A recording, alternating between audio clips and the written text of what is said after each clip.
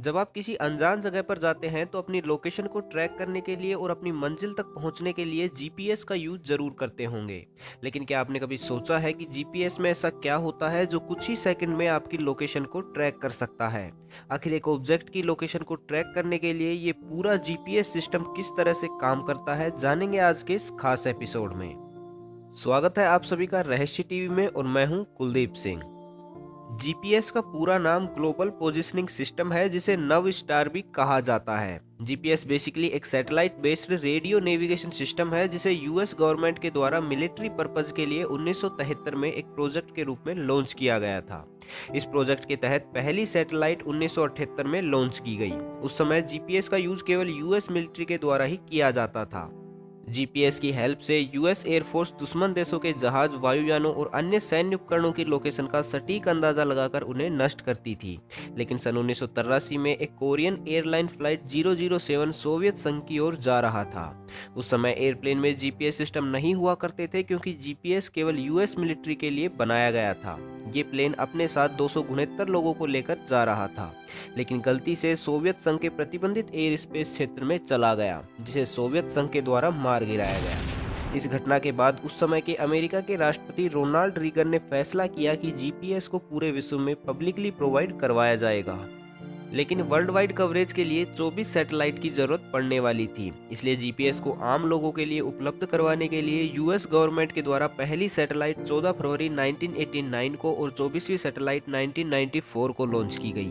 1995 में पहली बार जीपीएस को आम पब्लिक के लिए ओपन किया गया, लेकिन उस वक्त इसकी एक्यूरेसी और क्वालिटी इतनी परफेक्ट नहीं थी। सन 2000 तक यूएस गवर्नमेंट ने इस सर्विस को बेहतर बनाने के लिए अनेक प्रयास किए, जिसकी वजह से सन 2000 से जीपीएस कवरेज पूरी दुनिया में ठीक तरह से काम करने लगा। 1978 से अब तक अमेरिका जीपीएस सिस्टम के लिए 72 सैटेलाइट लॉन्च कर चुका है, जिसमें से 2 सैटेलाइट की लॉन्चिंग असफल रही। वर्तमान में इन 70 सैटेलाइट में से 33 जीपीएस सैटेलाइट पृथ्वी की सतह से 20,180 किलोमीटर ऊपर अपने ऑर्बिट में मौजूद हैं, लेकिन केवल 31 सैटेलाइट ही पूरी तरह से एक्टिवेट हैं। 20,000 किलोमीटर ऊपर के ऑर्बिट से हमारी पूरी पृथ्वी को कवर करने के लिए केवल 24 सैटेलाइट की जरूरत होती है, जबकि शेष बची हुई सैटेलाइट्स इन 24 सैटेलाइट के बीच के गैप को फिल करती हैं। तो चलिए अब ये समझते हैं कि जीपीएस काम कैसे करता है। दरअसल हमारे स्मार्टफोन या किसी भी जीपीएस यूनिट में एक जीपीएस रिसीवर लगा हुआ होता है, जो सैटेलाइट से भेजे गए सिग्नलों को रिसीव करता है। पृथ्वी के ऑर्बिट में चक्कर लगा रही प्रत्येक जीपीएस सैटेलाइट एक निश्चित समय अंतराल के बाद सिग्नल भेजती रहती है। इस सिग्नल में उस सैटेलाइट की करंट पोजीशन और सिग्नल भेजे जाने का टाइम निहित होता है। टाइम की सटीक गणना के लिए प्रत्येक सैटेलाइट में एटॉमिक क्लॉक का यूज किया जाता है। एटॉमिक क्लॉक ऐसी क्लॉक होती हैं जो लाखों करोड़ों सालों तक भी सही समय बता सकती हैं। इन क्लॉक्स में किसी भी तरह की गड़बड़ी होने की संभावना ना के बराबर रहती है। जब इन सैटेलाइट के द्वारा भेजे गए सिग्नल पृथ्वी पर मौजूद किसी जीपीएस रिसीवर के संपर्क में आते हैं, तो रिसीवर इन संकेतों को रिसीव करके उन्हें रीड करता है। जैसे ही जीपीएस रिसीवर को ये सिग्नल प्राप्त होते हैं, तो रिसीवर सिग्नल प्राप्त होने के टाइम में से सिग्नल भेजे जाने के टाइम को घटाकर यह पता कर लेता है कि सिग्नल भेजने वाली सैटेलाइट उससे कितनी दूरी पर और किस लोकेशन पर मौजूद है। अगर जीपीएस रिसीवर को 3 सैटेलाइट से सिग्नल मिल जाए, तो जीपीएस रिसीवर अपनी लोकेशन को निर्धारित कर सकता है। अपनी लोकेशन निर्धारण करने की इस पूरी प्रोसेस को ट्राइलिटरेशन कहा जाता है, और ये कुछ इस तरह से संपन्न होती है। अब इस तस्वीर को ध्यान से देखिए। इसमें लाल बिंदु की जगह आप खड़े हुए हैं। आपके हाथ में एक जीपीएस सिस्टम से लैस डिवाइस है। जैसे ही आप अपने जीपीएस को ओपन करते हैं, आपका जीपीएस रिसीवर सैटेलाइट ए से सिग्नल प्राप्त कर उसकी लोकेशन का पता लगा लेता है। लेकिन सैटेलाइट ए का कवरेज एरिया केवल इस वृत्त तक ही सीमित है, यानी आप इस पूरे वृत्त में कहीं ना कहीं मौजूद अवश्य होंगे। अब आपका जीपीएस रिसीवर किन्हीं 2 अन्य सैटेलाइट बी और सी से भी सिग्नल प्राप्त कर उनकी लोकेशन और कवरेज एरिया का पता कर लेता है। सैटेलाइट बी के अनुसार आप उसके वृत्त में होंगे, जबकि सैटेलाइट सी के अनुसार आप सी के वृत्त में कहीं ना कहीं मौजूद होंगे। तीनों ही सैटेलाइट के अकॉर्डिंग आप उनके कवरेज एरिया यानी उनके वृत्त में मौजूद हैं। और यहाँ केवल एक ही बिंदु ऐसा होता है जहाँ तीनों सैटेलाइट का कवरेज एक साथ आता है, और यही बिंदु आपकी रियल लोकेशन होती है। यानी अगर सरल शब्दों में कहूँ तो तीनों सैटेलाइट से प्राप्त डेटा की हेल्प से एक जीपीएस रिसीवर 3 इक्वेशन बनाता है, और इन 3 इक्वेशन की हेल्प से ईस्ट, नॉर्थ और एल्टीट्यूड के अकॉर्डिंग आपकी लोकेशन को निर्धारित करता है। लेकिन केवल 3 सैटेलाइट से मिलने वाले सिग्नल की हेल्प से जीपीएस रिसीवर आपकी जो लोकेशन शो कर रहा हो वो सही हो ये जरूरी नहीं, क्योंकि 3 सैटेलाइट की मदद से जीपीएस रिसीवर केवल 3 इक्वेशन बना पाता है, जिससे वो केवल 3 फैक्टर या वेरिएबल के मान ज्ञात कर पाता है। जबकि यहाँ एक चौथा फैक्टर भी मौजूद होता है जिसके बिना किसी भी ऑब्जेक्ट की लोकेशन का निर्धारण नहीं किया जा सकता, और वो फैक्टर है समय। अल्बर्ट आइंस्टीन की जर्नल थ्योरी ऑफ रिलेटिविटी के अनुसार किसी भी ऑब्जेक्ट के लिए समय ज्यादा तेजी से गति करेगा यदि वो ऑब्जेक्ट किसी भी ग्रेविटी के सोर्स से दूर होता जाएगा। पृथ्वी से 20,000 किलोमीटर ऊपर ऑर्बिट में मौजूद सैटेलाइट भी पृथ्वी के गुरुत्वाकर्षण से बहुत दूर हैं। इसलिए उनमें मौजूद एटॉमिक क्लॉक पृथ्वी पर मौजूद क्लॉक से प्रतिदिन 38 माइक्रोसेकंड फास्टर होती है। इसलिए टाइम के सटीक अंदाजे के लिए फोर्थ सैटेलाइट की भी जरूरत पड़ती है।